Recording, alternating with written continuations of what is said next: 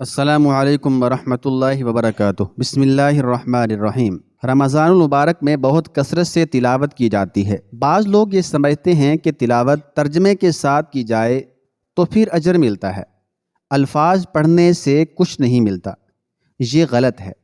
قرآن کریم ترجمے کے ساتھ پڑھا جائے یا بغیر ترجمے کے، دونوں صورتوں میں بڑا ثواب ہے۔ اگر کسی شخص کو ترجمہ نہیں آتا یا ترجمہ آتا ہے لیکن وہ معانی پر غور کیے بغیر صرف قرآن کریم کی تلاوت کرتا ہے تو یہ بھی بڑا اجر و ثواب رکھتا ہے۔ ترجمے کے ساتھ ہی قرآن کریم کا پڑھنا لازم نہیں ہے۔ قرآن مجید عربی میں نازل ہوا ہے اور اس کے ہر لفظ کی تلاوت پر احادیث میں 10 نیکیوں کا وعدہ کیا گیا ہے، بلکہ ہر حرف پر 10 نیکیوں کا وعدہ کیا گیا ہے۔ اگر کوئی شخص قرآن کریم کے عربی الفاظ پڑھے بغیر صرف ترجمہ پڑھے یا اس کے معانی میں غور کرے تو اسے بے شک قرآن کریم کا مفہوم سمجھنے کا ثواب تو ملے گا، لیکن قرآن کریم کی تلاوت پر جو ثواب احادیث مبارکہ میں وارد ہے وہ نہیں ملے گا، جبکہ بغیر ترجمہ کے قرآن کریم کی تلاوت کرنے والا ہر حرف پر 10 نیکیوں کا مستحق بنتا ہے، جیسا کہ حدیث مبارک میں ایک حرف پڑھنے پر 10 نیکیوں کی فضیلت بتائی گئی ہے۔ اور اس کی مثال سمجھاتے ہوئے فرمایا گیا ہے کہ الف لام میم ایک حرف نہیں ہے، بلکہ الف الگ حرف ہے اور لام الگ حرف ہے اور میم الگ حرف ہے۔ نقطہ اس میں یہ ہے کہ الف لام میم حروف مقطعات میں سے ہے، اور حروف مقطعات کا معنی اور مفہوم جمہور اہل علم کے نزدیک اللہ تعالیٰ کے علاوہ کسی کو یقینی طور پر معلوم نہیں ہے۔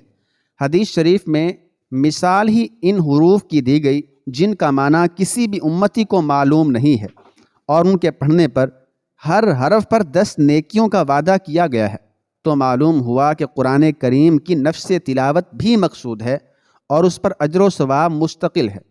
اس لیے قرآن کریم کی تلاوت کا ثواب تو عربی الفاظ کی تلاوت پر ہی ملے گا، اور ان الفاظ کو سمجھ کر پڑھنے یا ان کی تلاوت کے ساتھ ترجمہ پڑھنے یا اس میں غور کرنے سے ثواب مزید بڑھ جائے گا۔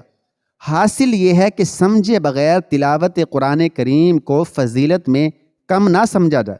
تلاوت مستقل طور پر مطلوب ہے، اور آپ صلی اللہ علیہ وآلہ وسلم کی بعثت کے مقاصد اور معمولات اور صحابہ کرام رضوان اللہ تعالی علیہم اجمعین کے معمولات میں شامل ہے۔ البتہ قرآن کریم کی ایک آیت سیکھنے پر حدیث مبارکہ میں یہ فضیلت وارد ہوئی ہے کہ ایک آیت کا سیکھنا 100 رکعت نفل نماز سے بہتر ہے۔ لہذا کوئی شخص تلاوت کے ساتھ ساتھ آیات کا معنی اور مفہوم سمجھ کر پڑھتا ہے تو وہ اس فضیلت کا مستحق بنتا ہے۔ اگر کوئی قرآن مجید کو سمجھنے کی خواہش رکھتا ہو تو اسے چاہیے کسی مستند عالم دین کی خدمات حاصل کر کے ان کی نگرانی میں سمجھے، اپنے قوت مطالعہ پر اعتماد نہ کرے، تاکہ قرآن مجید رسول اکرم صلی اللہ علیہ وآلہ وسلم کے فرامین کے مطابق سمجھنا ممکن ہو، کیونکہ رطب و یابس میں فرق کرنا عام مسلمان کے لیے ممکن نہیں۔ سنن ترمذی میں ہے، حضرت عبداللہ بن مسعود رضی اللہ تعالیٰ عنہ راوی ہیں کہ رسول کریم صلی اللہ علیہ وآلہ وسلم نے فرمایا، جو شخص قرآن کا ایک حرف پڑھے گا تو اس کے لیے ہر حرف کے عوض ایک نیکی ہے، جو 10 نیکیوں کے برابر ہے، یعنی قرآن کے ہر حرف کے عوض 10 نیکیاں ملتی ہیں۔ میں یہ نہیں کہتا کہ سارا الف لام میم ایک حرف ہے، بلکہ الف ایک حرف ہے، لام ایک حرف ہے اور میم ایک حرف ہے، یعنی الف لام میم کہنے میں 30 نیکیاں لکھی جاتی ہیں۔ سبحان اللہ۔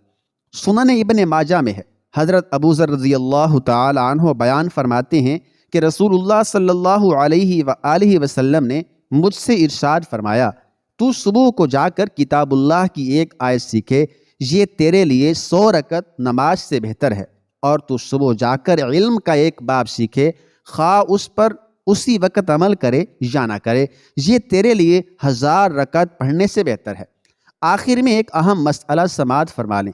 اکثر لوگ رمضان المبارک میں تلاوت قرآن کرتے وقت ایک غلطی کرتے ہیں جس کی وجہ سے تلاوت قرآن کریم کا اجر نہیں ملتا۔ وہ یہ کہ جب تلاوت کرتے ہیں تو بس دل ہی دل میں پڑھتے ہیں، یعنی سوچتے رہتے ہیں، زبان کو حرکت نہیں دیتے۔ واضح رہے کہ اس طرح تلاوت کا اجر نہیں ملتا، کیونکہ پڑھنا نام ہے زبان کی حرکت کا، جب زبان ہی حرکت نہ کرے تو وہ پڑھنا نہیں، محض سوچنا ہے، خیال کرنا ہے۔ اس لیے تلاوت کی جائے تو ہلکی آواز سے پڑھا جائے، لبوں کو حرکت دی جائے، زبان کو حرکت دی جائے، تو پھر ہی اجر ملے گا۔ اللہ تعالی ہم سب کو عمل کرنے کی توفیق عطا فرمائے۔